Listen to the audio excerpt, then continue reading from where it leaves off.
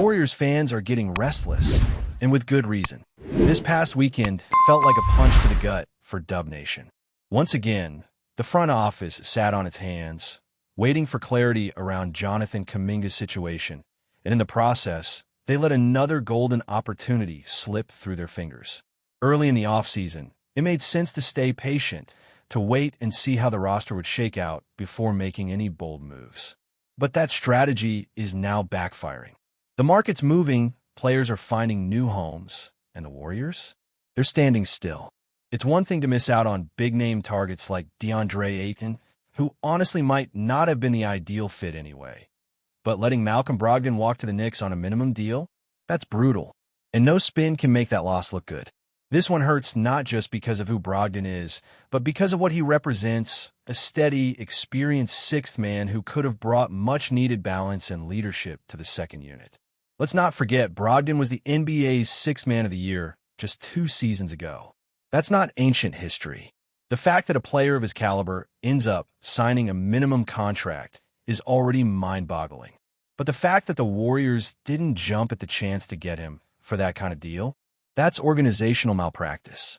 It makes you question whether the front office really understands what this team needs to compete right now.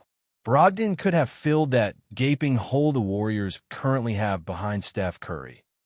A reliable ball handler, someone who can orchestrate the offense when Steph is off the floor, and a guy who knows how to control the tempo of a game. Now, instead of Brogdon, what do the Warriors have? A whole lot of question marks. Ben Simmons is completely off the radar. His agent dropped him, his value has plummeted, and his return to the league, let alone to form, is a giant unknown. Seth Curry is floating out there, and yeah, there's a strong chance he lands in the Bay if the Warriors actually make an offer. That if is doing a lot of heavy lifting right now.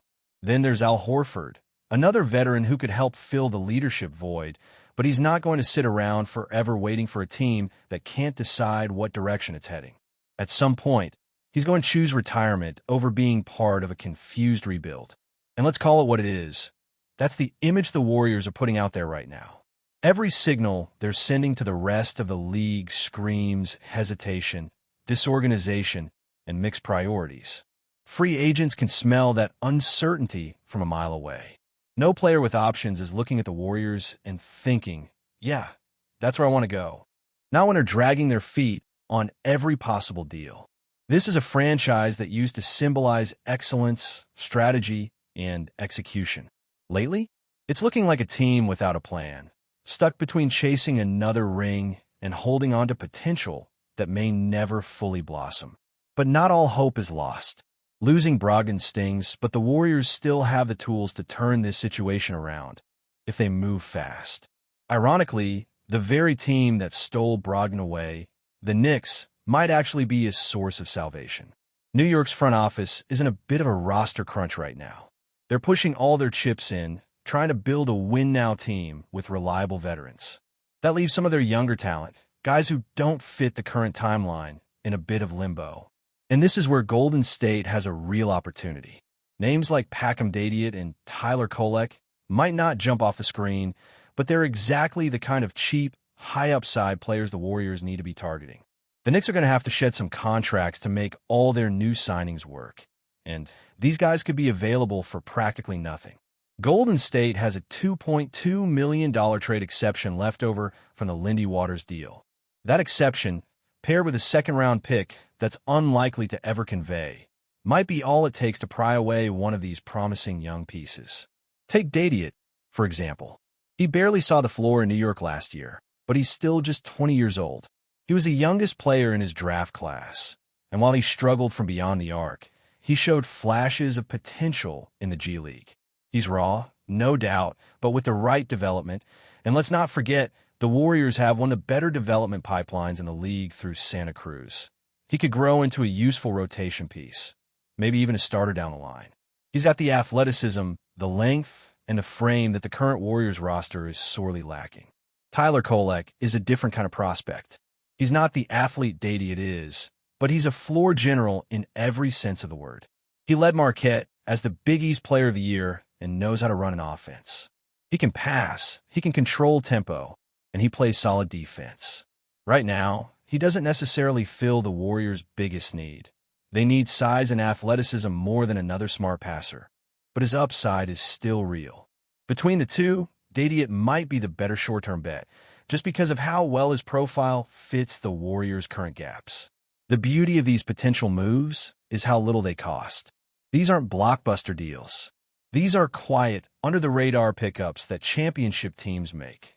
The kind of low-risk, high-reward swings that help extend a title window without mortgaging the future.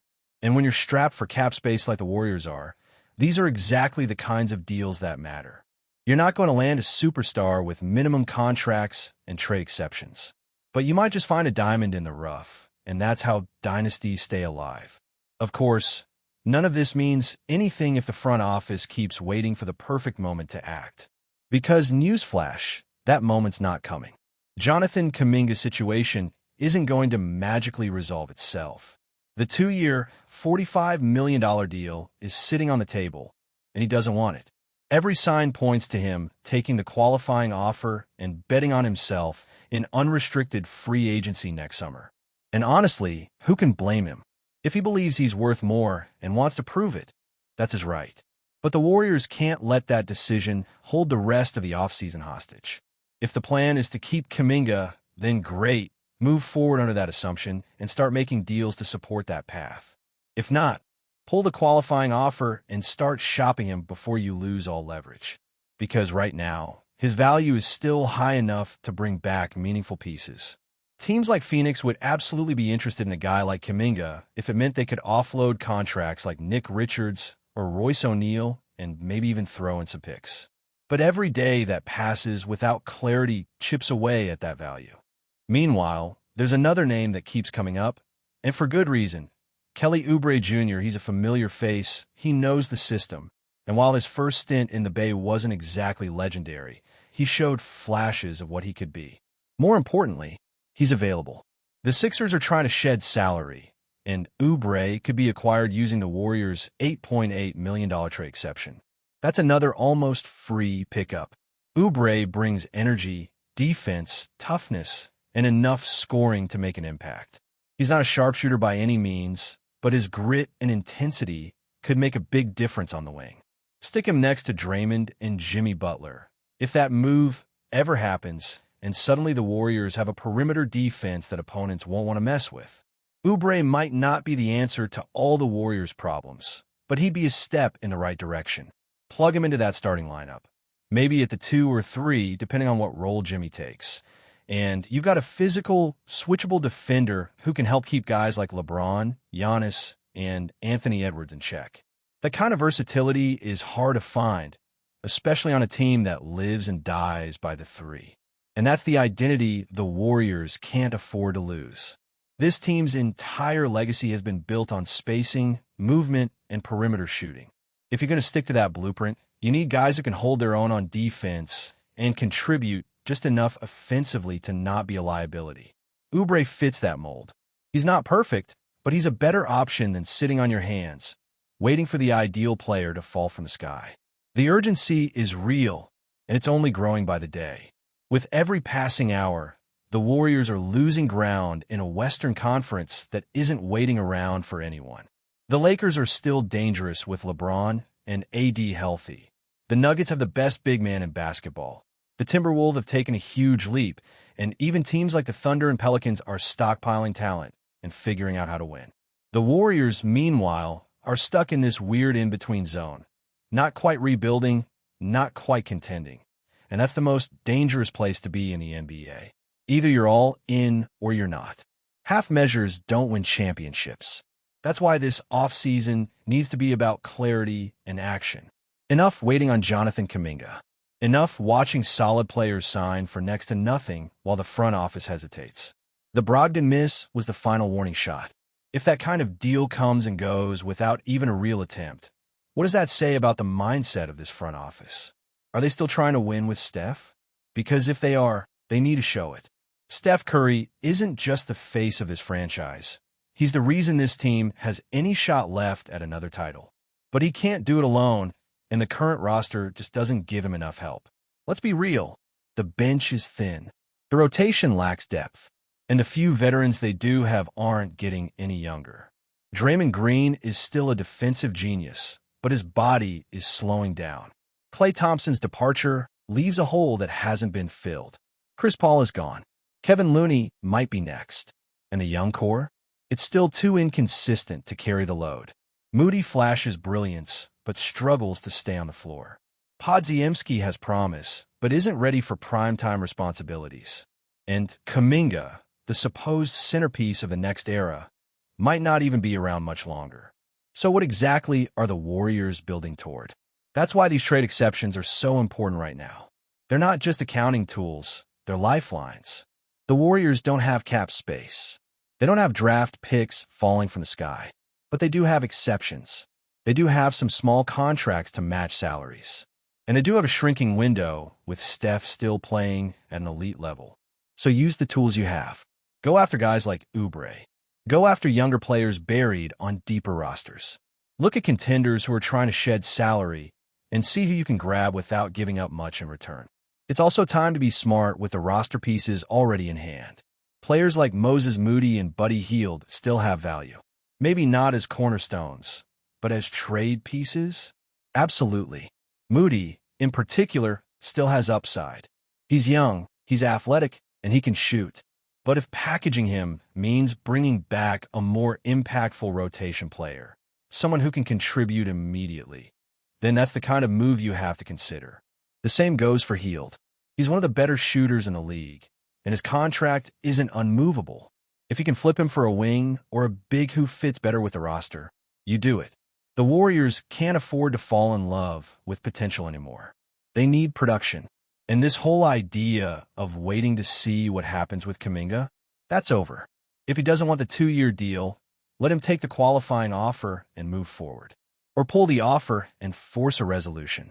But the front office cannot afford to build their entire summer around a maybe. The kind of indecision already cost them Malcolm Brogdon. It might cost them Al Horford. It could cost them Kelly Oubre. And it's going to keep costing them until someone steps up and makes the hard choices. Because make no mistake, this team is at a crossroads. There's still time to make the right moves, but not much. The longer they wait, the fewer options they'll have. And if they let this offseason slip by without adding any real contributors, they're going to waste another year of Steph's prime. That's not just bad strategy. That's a betrayal of everything this dynasty has stood for. Winning, culture, greatness.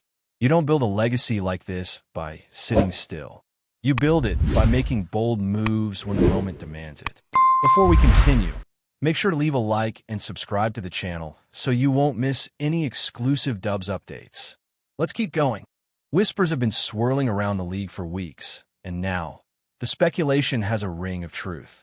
The Warriors appear ready to usher in a bold new era, officially announcing Kai Sotto and RHENZ Abando as the cornerstones of their future.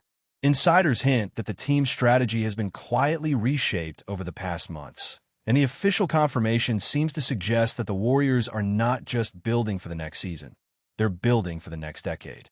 Sotto, whose towering presence has long made him a household name in Philippine basketball circles, seems poised to finally translate his immense potential into consistent dominance at the professional level.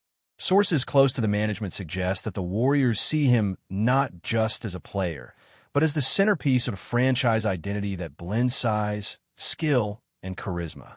Meanwhile, Abando's electric versatility and scoring instinct have reportedly convinced team executives that he could be the perfect complement to Sotto, capable of turning games with moments of brilliance that leave fans buzzing long after the final buzzer. Rumor has it that negotiations were far from straightforward. There were whispers of other teams circling, hoping to lure one of these young stars away.